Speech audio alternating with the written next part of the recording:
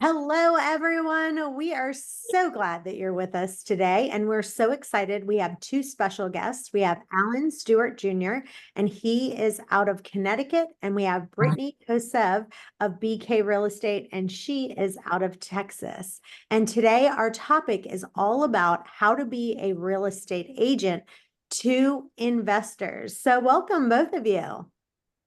Hello. Hello, thank you. All right. So first I want to talk about, Alan, you have some really great things. You have something called the 7 Ds of real estate.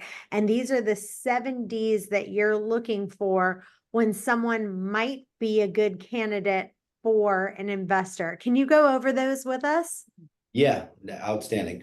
So the 7 Ds isn't for everyone who would be a good candidate for being an investor. So what the 7 Ds are to me is reasons why people would list in a market that's not really suitable for listing. For example, right now when interest rates are higher and they have a lower interest rate, right? So it's forced sales. So it comes down to these 7 Ds, and the first one's diapers. Usually when people are having babies, someone is born, they need a bigger house. So they will sell their house and move on to a bigger house. And that will push them beyond the mental faculty of taking on that larger interest rate and that larger payment for, that otherwise would be unnecessary. So the next one would be diplomas. If someone graduates, they no longer need that bigger house. They're going to downsize, they're going to move out of the state, something of that nature. The next one would be diamonds. If they're getting engaged, they're moving out of their parents' house, moving out of their college dorm room or their rental, and they want to start a new family. That's usually right before they start having the diapers. The next one would be divorces. If they're separating, they usually liquidate the asset and move on to move on with their lives.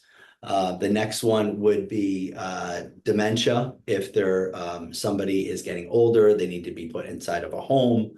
The next one would be death. If someone passes away, then they would be purchasing, or the family, the next in kin would be usually liquidating the asset that was left to them. And then the last one is distressed. So it's just, maybe they're in pre-foreclosure, they have tax liens, there's delayed maintenance on the property, and they need to sell it because it's just becoming unbearable to them. So typically it's the last four that the investors are more interested in because those are the more urgent ones. And that is a divorce. Maybe it's a toxic situation. They want to get out of the house quickly. There's dementia, meaning they have to move on. They want to avoid the reverse mortgage. The children need to pay for the long extended care, and they don't want to have to go through the asset and pick apart all the family heirlooms that they've been there for 30 years. If there's a death and it's been left to them and they're out of state, they just don't want to walk through the property. They don't want to be bothered with it. And then distressed, they have no other option. They can't put it on the market. Most mortgages won't qualify for the house, or they're just too overwhelmed and they just want to get out quickly. I think that's really cool, Alan. I've actually never heard of the 7 Ds. I'm a broker owner in Texas and lead sales meetings all the time. And I think that's so cool. And I'm going to add to it that if you have one of those 7 Ds, that it could end up being a new deed. Oh, I like it. Well, 8 is the number of abundance, so maybe we should call it the 8 Ds and go into abundance. Yeah, infinity. Let's go. so let's talk about the formula for investors. And one of the things that I hear agents say all the time is kind of the old formula was, well, and it could still be the formula now, but a big formula is that it's called the 70% rule. And basically the rule is where you should, if you're a good investor, you should pay no more than 70% of a property's after repair value, the ARV, minus the cost of repairs. So for example, if it's a $100,000 home, you'd go 100,000 times 70%, that's 70,000. And let's say the property needed 20,000 in repairs. That means you should pay no more than 50,000. And so what agents say all the time is like, I'm not going to ever be able to find a house like that. Like there's no houses out there that fit that criteria. And then what they do is they go to investors and they'll kind of say, here's a house, it's $100,000 house. I think I can get it to you for 92,000. And then the investor gets annoyed because they're like, I can't do anything with that, right? So I want to kind of talk about, we'll start with you, Brittney. And the question is there any wiggle room to that formula? Meaning, do some investors go, you know what, I'm going to rent it so I don't have to be so strict with that formula? And what would you say to an agent who says, yeah, good luck with that, like you're not finding any deals out there that fit that formula? What would your response be? So, I was telling everyone on the call earlier when we were just chatting, I don't do a whole lot of acquisitions anymore. I'm more on the listing side, but as an investor, of course, I'm looking at acquisitions constantly. And just to give you an example of when I think this rule would not apply is, like I said before, it's when you have to have a different end game. If you're flipping it, then that's probably a pretty standard rule. And especially if you're using hard money, because a lot of hard money lenders are going to lend at 70% ARV or give you a loan to value of near that. And so that's why that's another good rule. However, just an example, I was purchasing a property in Waco, Texas. If you are familiar with Joanna and Chip Gaines and Waco and all the things, they're pumping a lot of money into Waco, and the city is. And it's becoming a hot spot for destinations in Texas for bachelorette parties, girls' weekends, couples will go and stay. And so I wanted a short-term rental there. One popped up off market and through New Western, which is a pretty big wholesaling group, if you guys know of them. The after repair value based on comps, I saw it at 215. They're asking 100 for it. I get into a bidding war with another buyer. We're definitely coming up higher than I wanted to get to, but I knew that 215 ARV wasn't my end game. I wasn't flipping this.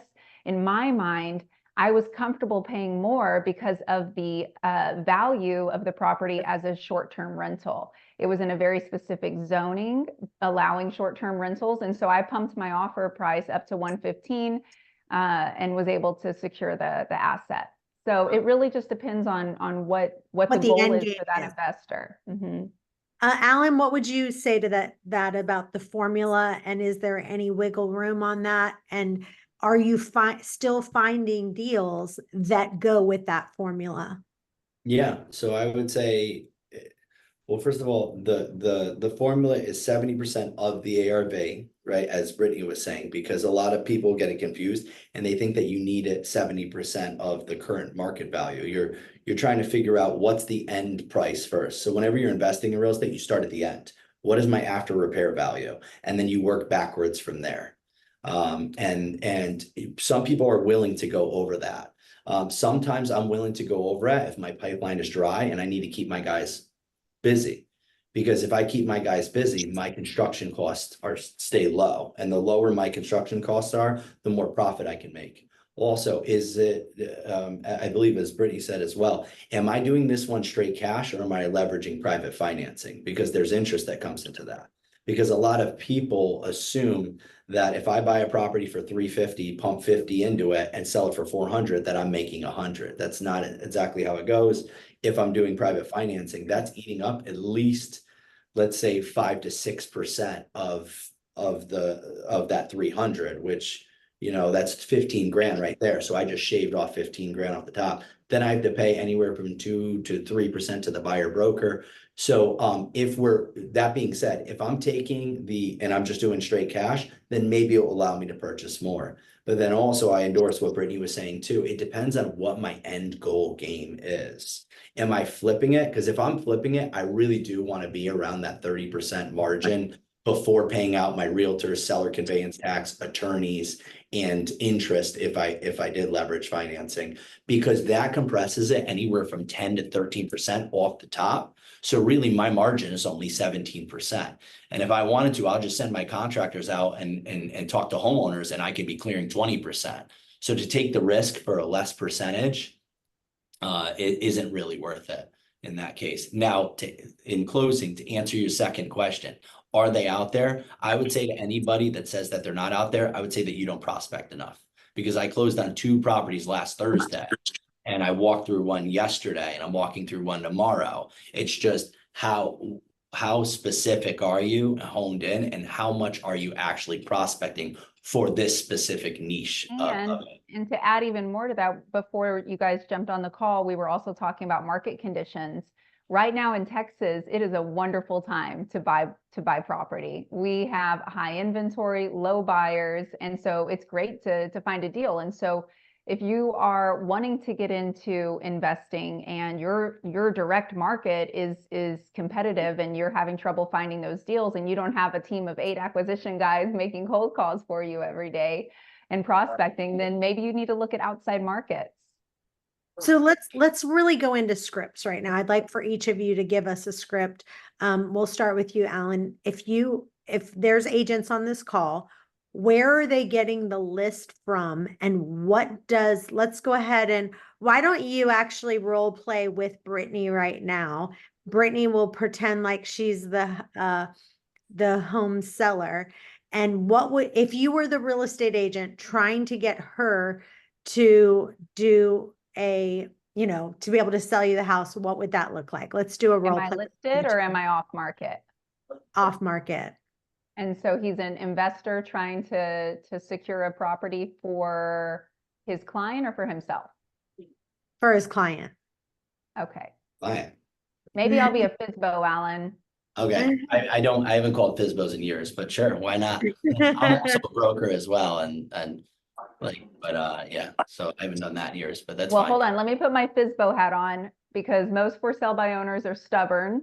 They already think that don't they make it know easy on him, Brittney. everything. Don't make it easy. To be completely And I clear, think that I you're don't terrible call. already because you're an agent. So, all right, I'm ready. I know you don't call, but if you were going to I'm saying train I a don't team call. of people. I don't call FSBOs for investments. I think that is the worst place to call for an investor. Okay, so let's start there. Who do you want to call? Yeah, so if you want to be serious about this and actually make dials, the dials that I do make are distressed property owners. Distressed meaning they're either have tax liens on the property is blighted, they're in probate, they're in pre-foreclosure, or it is vacant, or they have high equity, right? High equity is. Where are you getting this list from? Where first, let's start with that. To get the list before we make the phone call, where are you getting that list from, Alan? Yeah, so that's a great question. So there are softwares out there that you can pull these lists from. You can get them anywhere from Batch Leads, places like that.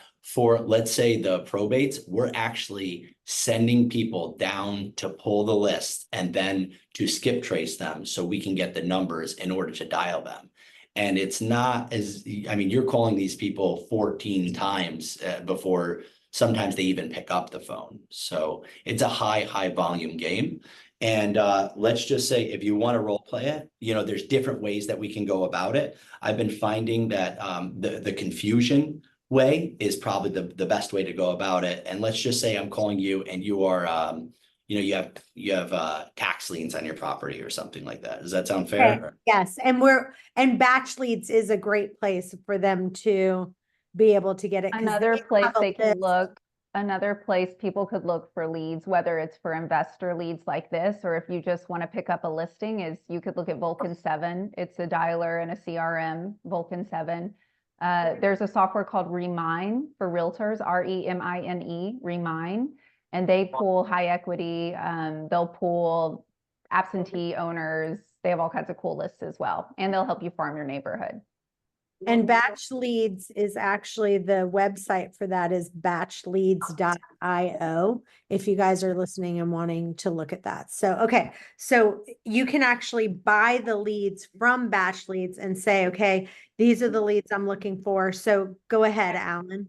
And 80% of the numbers, they're going to give you 5 numbers per property, and 80% of them are not going to be good. So it's a time consuming task, just to make that clear, because I don't want people getting into it. And then if you ever read the book Atomic Habits, just giving up before the miracle happens. Like you need to, it's something you need to continue. It's right there on my desk, Alan. Is it? All right, nice. I just actually picked it up for a second time recently. So I'm like, I just want to quote this book. So I love it. But, all right, awesome. So you want us to role play real quick? Yes. No. Go ahead. Someone's Go unmuted. ahead. Ring, ring, ring. Ring, ring, ring. Hello. 80% of them don't pick up. Hey, Brittney, is Brittney? This is she. Hey, Brittney, I'm sorry to call you out of the blue. This is Alan Stewart Jr. I'm calling with Atlas. This note came across my desk, and I've got your deed in my hand, and you may have talked to Brandon from my office a few months ago. Does that sound familiar? I don't know. There's so many men that call me. Not really. I wish more would. Anyway. Yeah, and again, No, I don't know. That doesn't sound familiar. Maybe, Alan. Well, I'm sorry to call you out of the blue. I'm sure you don't have a lot of time, but I'm looking at 123 Main Street, and I've got the tax records in my hand. Usually, if I have a piece of paper, I'll shuffle it around a little bit, and that spikes their interest. And and I got a note saying that at one point you were interested to sell. Did you sell that property yet? Not yet. Not yet. Okay. Is there still a desire to sell that property? Maybe a little hassle-free. I know that there was a desire. Is that still there? Well, I mean, I'm always open to selling if the price is right. Yeah, exactly. Well, I don't want to take too much of your time, but so what I do is I work for a company called Atlas. We're a full-time real estate acquisition firm. And what we do is we have several different exit strategies for sellers such as yourself. And obviously the price always needs to be right. If you have a couple of minutes to tell me a little bit about the property, and maybe, by the end of this phone call, we could see if it's a good fit. And if at any time it's not a good fit, we can always part ways as friends and move on with our lives. Does that sound fair, Brittney? That sounds fair. All right, outstanding. So 123 Main Street, it looks like it's a 3-bedroom, 2-bathroom colonial. It's like 3,000 square feet. I have all the specs on the house, but can you tell me a little bit about like any of the updates that you've done in the last 5 years that would make it attractive? I built an amazing chicken coop in the backyard. I'm pretty sure it added a lot of value, and I have solar panels. Nice, outstanding. So, and that's great. When you put the solar panels, did you perhaps put a new roof on the property? Yes, I did. Nice, outstanding. And how are the windows? Are these vinyl windows, or are these the traditional, the house is built in 1920. Is it still the same windows? It's the same windows because I'm in a historic district. All right, outstanding. So real quick, I'm just going to so what I'm doing right now is I'm extracting information that I cannot get online from it, right? And you're also making me feel comfortable with easy answers. Exactly. And I'm going to go through the house one thing at a time. Although I wish you would have asked me about my chickens. They had names, Alan. We could have off-ramped and we could have built some rapport, Alan. Yeah, no, I was going to go into a joke about it's just, I know we only have 30 minutes, and I try to stay on the phone no longer than 14 minutes per person, because if I can't close the deal in 14 minutes, I need to move to the next one. But yeah, I was going to make a joke like, oh, did the eggs come with the property? Can I stop by today to grab some eggs? I'll probably close the conversation and revisit that, because a skilled caller knows to do that. But what I'm going to do next, and again, I'm just going to subtitle it real quick, is I'll go through the property, what's most important to me as an investor. So she already told me about the roof. I know about the windows. And I'm going to say, okay, so can you tell me a little about the kitchen where you cook those eggs? Like, when was the last time you updated it, like cabinets and countertops and backsplash and appliances? Right. Oh, sorry. I thought you were just continuing with the subtitles. The I haven't updated it at all. Okay. And I purchased it 15 years ago. All right. Outstanding. Yeah. When you're cooking all those eggs, sometimes it's hard to get around to do the renovation. What about the bathrooms and any updates there? You have 2 bathrooms. Nope. Those are original too. Okay. I just put all my money in those chickens. Yeah, no, and that sounds good. So, and lastly, just real quick, the furnace and the mechanicals, would you say that those are dated or are those they work great? I don't know. They work great. They work great. Do you get them serviced every year? Have you had them replaced anytime in the last 15 years? I've had them look at them, but they're working great. So when people say that, you already know that they're dated. Yeah, they're dated and distressed. Exactly. So now I've got an idea. So really quickly, I'm going to go off the sidebar. So this property is probably going to be a pretty decent one for me, because I know it's got a roof. The solar's kind of like, ugh, whatever. She's very attached to her chickens, and I'll revisit that for comic relief. But now I know that some of the key areas of the property are of interest to me because it needs a kitchen and it needs bathrooms, and those have a great ROI as an investor. And she also has a dated furnace, so I can leverage that information to try to anchor her at a lower price because that is expensive. And although they work great, we'll cross that bridge when I get there. So now the next thing that I'm trying to do is I have this information from her. So I'm going to say, okay, this sounds great. I mean, it sounds like it would. I'm going back into the role play, by the way. So this sounds great. And it actually sounds like a property, provided that we met your price and you met our price, that would fit our investment criteria. I would love to set a time to come kind of see the property. But before I do that, like you said, if the price was right, what price were you, what is the price that would make you move? If you did move, do you have a place to go? Well, I was looking on Zillow and I saw my Zestimate was at least 325. Nice. So I need at least 325. That's what Zillow says. Okay. And I could move in with my best friend. She loves chickens too. Oh, that's amazing. That's amazing. All right. So 325, that's your number. Now tell me about that number real quick, Brittney. Hold on, let's just before she says that, this is a sidebar. What would that house be like before you waste your time going out there?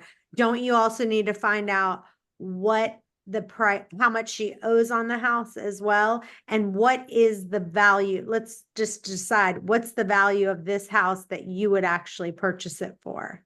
So that all depends. So I cannot give you an estimated value that I'm willing to purchase it until I find out about those renovations. So you're going into these calls blind, or blindfolded, and you're slowly taking off your blindfold as you go. That's why it's a very skilled call that you have to have. And a lot of times when you start cold, your first couple of calls, you're not that good. And then once you fall back into your pocket, you get better. And then also, that being said, if you're making these calls, you really want to focus on one type of call at a time. And what I mean by that is if I'm calling tax liens, I'm calling that for like an hour and a half straight because I'm falling into that groove, right? And then as soon as I switch to divorced or high equity or out of state owners, like you almost need a time of adjustment to fall back into your pocket. And so I highly suggest that if you're going to make calls, like if people out there are real estate agents and they're calling expireds, when I used to do that, I wouldn't call expireds and FSBOs at the same time. I would time block each one of those because the response is typically different. The information that you're sourcing is kind of the same, but like you have to almost fall into that little bit of a groove. Does that make sense to you or no? Yes. Yeah. So I don't have a number on it. She's given me the information. I kind of already have an idea of in that market what I'm at. She told me the number that she's at. So now rather than me saying, oh no, that's too high, you want fair market value, and telling her that she's wrong, I would then go into, okay, yeah, 325. And I understand, Zillow, definitely has that value. I'm looking at it right here and it says that. Oh, one last question, by the way. You asked about equity in the property because I don't want to miss out on anything you said. I subscribe to a website called PropStream where I can get an estimated value of the equity. If you're not doing this full time and calling like a wild man, it's probably not worth it. But you can see the last time that they bought the property, what the loan was, and you can kind of reverse engineer it in your head. Like you can get a high level of the first 3 years, it's not going down that much, first 6 years, but then once you get beyond 6 years, it will start dropping equity and they'll have more equity. Getting back to tell us a little bit about what you like about PropStream and why you use it. It just usually has the most accurate information. The user experience is very good. It gives me an idea. It has comps pulled up in the area. It tells me what they owe on the property. So it shows me their equity right then and there. If you want, you can run comps on it. I don't do that. I typically, use an MLS if I'm in the area, or I'll depending on how high density the area is, because like this call that I'm doing with Brittney, I mean, for all I know, we can be in a rural area and Zestimate doesn't mean anything on that. But if we're in an urban area, it's probably pretty accurate, I would assume, because there's way more comps for Zillow's algorithm to compare to.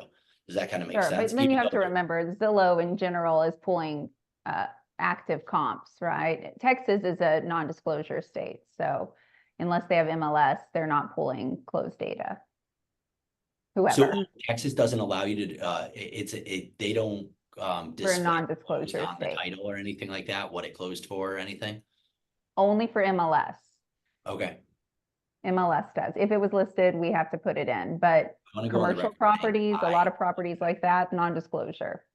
I want to tell you, one of the reasons why I joined and I just love Canzel is that I can get 100% commission, I get revenue share, and I get stock. I am making thousands of dollars every single month in revenue share and stocks. And I now don't have to work nights and weekends on real estate anymore. You know, I've actually never been to a real estate agent's retirement party, and I want to be the first one that people are coming to at a young age. And I want to share with you some of my favorite resources. So if you go to joincanzel.com/free, there's a couple that I want you to download. One is a 20 free lead generating PDF. It's going to help you generate leads for free that you can download, as well as there's one on how to double your business. I don't want you to miss it. Go download it today. joincanzel.com/free. All right. Well, before we run out of time, let's just wrap up this call and find out exactly what's the next step for her. So the next step for, if I was on the phone with Brittney and she's trying to anchor me at Zestimate, I would usually typically say, okay, 325, I understand. And we can talk about whether or not I believe that that's a palatable number based on the renovations. But really quickly, before we go into that and set the appointment where I could possibly come out, is that 325, is that your gross number? Or is that your net number? Like, is that what you're trying to walk away with? Because I'm trying to get her away from price, and I'm trying to get her to more tell me, well, no, that's not that's not what I'm trying to walk away with, because I have seller conveyance tax and all these things. I said, well, if you don't mind me asking, what do you owe on the property, and what are you hoping to walk away with in your pocket? Because if I can make that number happen, because I'm trying to divert her attention into that now. And she said, do you think that would motivate you to sell? And let's say Brittney says yes for sake of time. And I know I look on PropStream, I estimate she owes $150 and she wants 125. I now know that we're in the 275 range. So now I know I can start to anchor her 50 grand below where she is, because I'm going to tell her, what if you didn't have to pay for any of those things? What if I paid for those and you got your 275? I think it's super important. I'm assuming that everyone here is either a real estate agent or going to become an agent, and maybe investors just a side thing or something, a pipe dream. But it's important to hear how investors and acquisition agents are making calls to your potential listings too, so that you understand maybe this isn't the avenue that you want to approach, but understanding how they're being approached by wholesalers, by investors, by acquisition companies is really important, because then you can go in and say, hey, I know that you might have been called by 10 other people, but I know that your house really is worth 325 and I can net you more than and so it's important to understand how these go, even if you don't see yourself making acquisition calls for your own portfolio. I endorse that statement a lot, like very much so. I started as a real estate agent and a broker, and I still am an active one. I have 11 active listings and 12 pending contracts right now. So I'm still very much a real estate agent as well as an investor. I actually got into this as a secondary because of exactly what Brittney's talking about. I was hanging out with a lot of investors and learning their language patterns, their verbiages, and I was just like, oh, okay, So and long-term wealth, right? Yeah. Those commission checks go quick.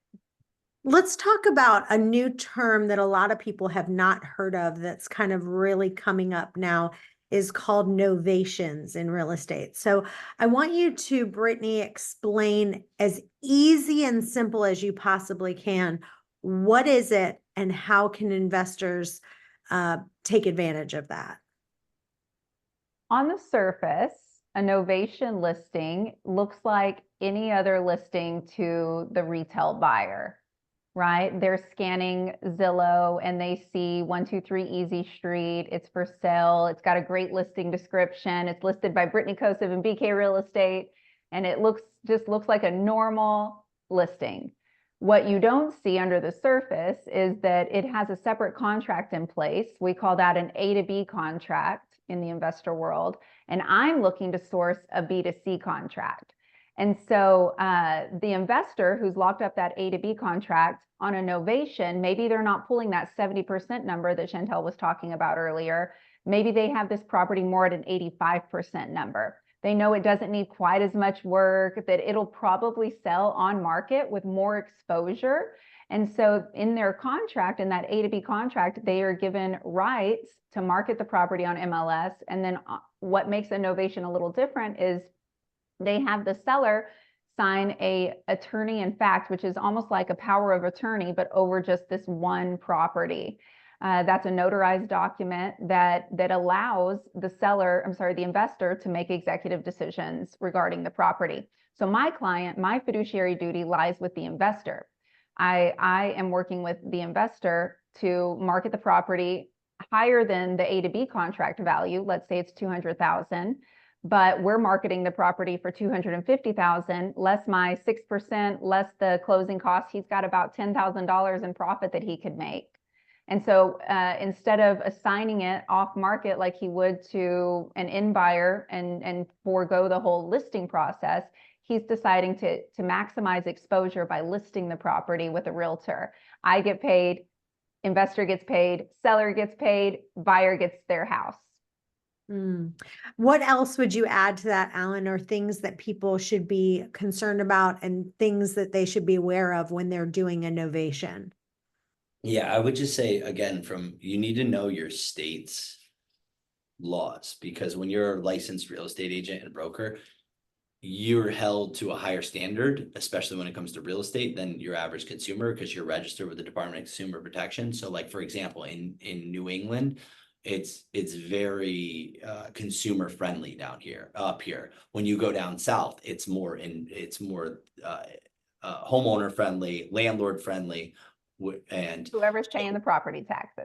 Exactly. So you need to know what are those regulations per state to state, because we do this all over the country, and some states I have to be licensed in, some states I can't be licensed in, because it makes me more of a liability to do that, because then I can be equity stripping. So it comes down to talking to the seller, finding their net number, seeing if you can fulfill that net number, and then we would hire someone like Brittney's real estate firm, my real estate firm, depending on the area, to liquidate the asset. All right, so we're out of time, but I'll let both of you just give your last tips. If you are an agent and you're representing an investor in any way, what would be your final thoughts and tips for the agent? Go ahead, Brittney, we'll start with you. All right, yeah. So I think that a market-proof business for you guys in real estate, and what I tell my agents as well, a market-proof business is one where you're not stuck in one particular type of client. Understanding the investor side of things has allowed me to sell as much real estate as I sell. Like you, Alan, I'm still active in production, and I have 90 agents that work under me. But in order for me to have this large amount of production I don't limit myself. Understanding investors and understanding how their brains work and what their goals are, and then keeping yourself on top of new things like novations, like understanding creative financing and sub 2, and training yourself, educating yourself is going to create a market-proof business for you. Awesome. Alan, what's your final thoughts on this? I agree with that. I think that the way that, 8-9 years ago, when I first got into working with investors, it's because I had the buyers, and I was able to put my buyer's agent hat on, and talk to investors about the buyers and show them that I can stuff that funnel really good with them. I started hanging around investors because I met them, built rapport with them, and I would bother them, find out they weren't even listing with me yet. I would find out when they had listings coming up, and I would call them directly and be like, hey, can I show it this Saturday? I know it's not done. And I would try to lock those contracts before the property even got done completing the build, right? And I did that by not just selling the house, but you also sell the security on the investor. What is how long have they been doing it? Do you have any photos from things before? Because if you can do that, you can really prove your worth to the investor that's maybe a flipper. And then all of a sudden they'll want to work with you because they know that you're hungry, you're actively prospecting and trying to show, they know that you'll show up for the open house or for that sign call, pitching your heart out every single time. So don't forget the buyer hat. And what about on market deals? Like, are almost all of your deals that you're getting, are they off market, or are you still getting any that are on the MLS where maybe had been sitting on the market for 150 days and you just came in with a lower offer and the person was desperate at that point and able to get it? Or is it mostly off market? So a lot of mine are not on market. We do scoop maybe 1 or 2 a year like that and try to come through. But I would say also too, for new real estate agents, like I said before the call, go around and start telling people that you buy properties for cash and then figure the rest out later. Because I was not only telling consumers that, I was telling other real estate agents that, because I had investors to sell it to. And then I got to a liquidity point where I can actually do it myself a few years back. But now I have agents all the time that hit me on the Instagram, which, by the way, I know you guys could follow me. And I know me and Brittney are going to connect right now. But like, I have agents that hit me all the time before they list saying, hey, I have something that maybe fits one of your 4 Ds of real estate. Like, would you like to pop by before I go active on the market? And what that looked like in the beginning was, before I could buy it, I'd bring it to my investors. Sometimes I wouldn't even get a commission on the acquisition, but I get the listing on the back end. Or sometimes now what it looks like, if people bring me investments, I give them both ends of the commission, because I'm not in it for the commission. I'm in it for the equity. I love it. Well, thank you guys so much for being here. Thank you for listening. If you enjoyed this episode, please subscribe, leave a rating and a review so we can get this out to more agents. And tune in next week for another power-packed episode. This is the Millionaire Real Estate Podcast.